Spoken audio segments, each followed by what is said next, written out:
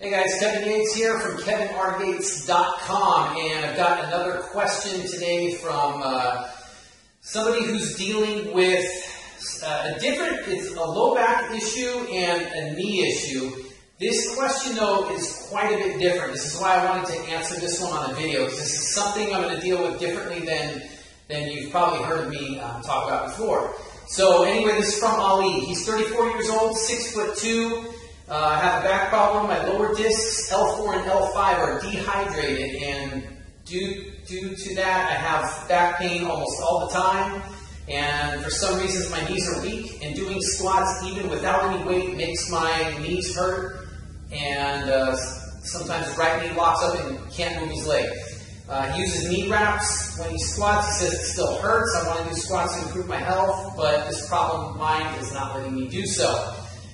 So basically, Ali, there's a couple of things that I'm going to deal with here. Like I said, this is a bit differently because a lot of times what we assume when we have something like back pain, knee pain, shoulder pain, we always think of exercise, right? What exercises can I do to make things better? Now, in your case, there's a little bit, I think, more going on. So obviously, the first thing that I would do is make sure that, when you're telling me what's going on, I'm assuming that you don't have any kind of structural damage to your spine. So that's kind of first and foremost. So I'm basically ruling that out.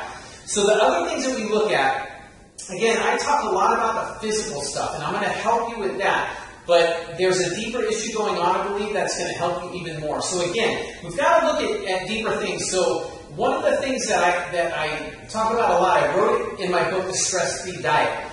And it's basically that all these problems that we have, whether it's problems with our health, whether it's problems with our weight, whether it's problems with issues like nagging pain and injuries, it's caused by at least one of 4 imbalances having to do with too much stress. So the areas of stress that we look at are obviously the superficial ones we would look at are the physical stress. Then if we go a little deeper, we look at nutritional stress.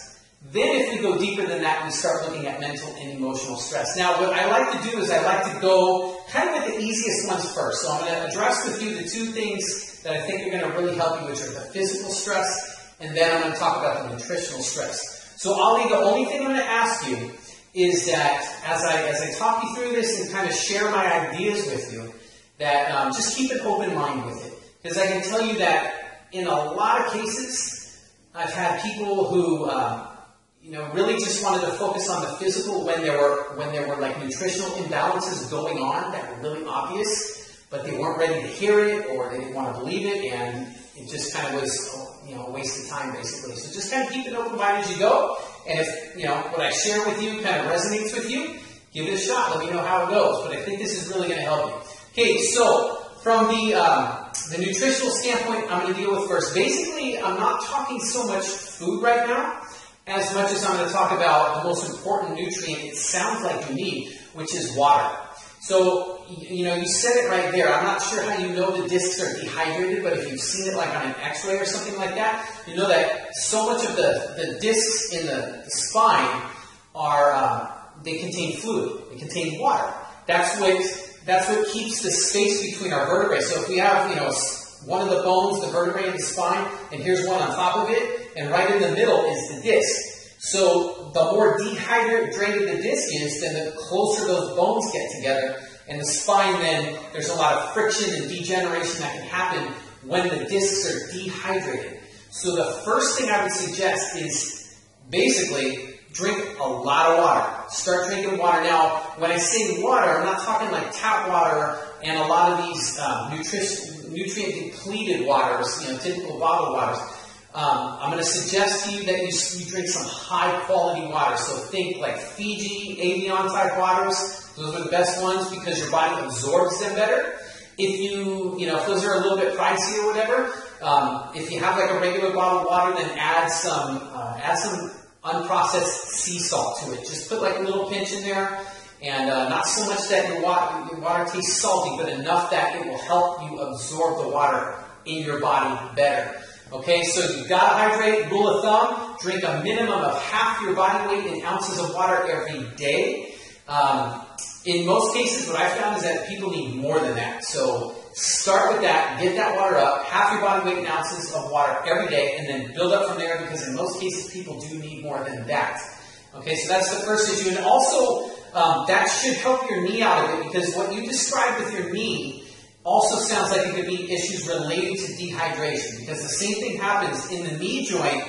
Your knee joint secretes something called synovial fluid, which is, it basically works the same way as motor oil acts as a lubricant for your car engine, so the parts don't create friction, okay? So it's the same type of thing. It lubricates the joint so that your femur, the upper leg bone, and your tibia and fibula, your lower leg bone, don't grind together, right? It makes it really fluid. But again, if you're dehydrated, then your body doesn't have the water that it needs to make that fluid. So basically, your body will give you pain as a signal to tell you not to load the leg. So the more that you try and push through doing squats at this point, even if you use knee wraps, it's not going to help. It's going to only make things worse, because you've got too much friction going on in the joints. All right. So again, water's kind of the number one thing I would suggest. Now, secondly, let's deal with the physical stress. All right. So when we're talking about physical stress, if you got water going in your body,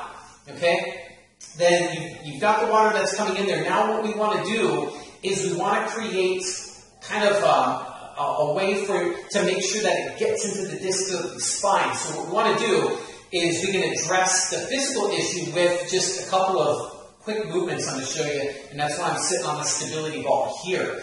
So basically, when we move the spine a little bit, you create kind of I want to say like a suction, right? So what it does is it creates the, how do I want to say it? It makes the disc pull the water into the disc, if that makes sense. So what we do is we hydrate and then add a little bit of movement, all right? So a couple of movements, quick things are hit stability ball, and then what you can do is just do some, I'm going to show you from the side, because I think it'll be easier to see. So we just kind of do some tail tucking, right? So, or pelvic rocking, whatever you want to call it. So if you just kind of hold your arms up to here, and what you do is you kind of tip your pelvis forward like you're tucking your tail between your legs, and then you push it back like you're sticking your butt out. So again, it's just kind of like tucking and pushing back. Notice I'm not doing this on the ball, right? I'm not moving the ball forward and back. I'm rotating my hips. I'm tucking my hips underneath and then pushing them back. About 10 times forward and backward, or as long as it's making your symptoms feel better. So if you feel like you're moving better, that there's less pain, things are feeling better, then you can increase the amount of repetitions you do until the point where you don't feel like you're getting any more benefit from the exercise. Okay, so that's the first one. Then the second one is just moving it side to side.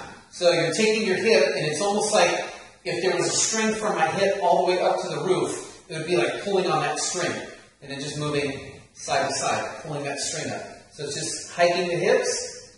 And what you do when you keep your arms up here is you're making sure that you're not dropping your arm to compensate. You keep up here, make sure you're level, so that you're actually pulling the hip up side to side, okay? 10 repetitions again, each side is a baseline. Again, if you feel like you're getting benefit from the movement, then keep going. And then the final thing you can do, you can add an extra one where you can do kind of circular movements, right? Just combining both those movements together. 10 in each direction would work. So, again, hopefully, that should help you out quite a bit. The last thing is, again, going with physical stress, is to think about posture.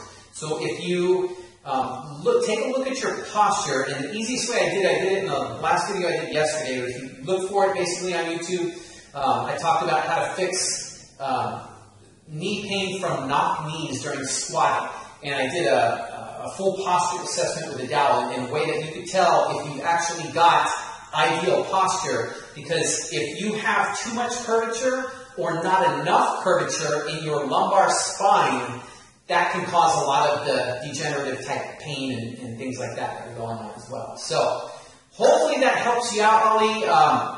Anyway, glad you wrote the question. Let me know how this works for you. And again, anybody who's watching this, if you have questions for me, feel free to drop me a comment down below, and I'll do my best to get a video out in the near future to help you out. Until then, take care.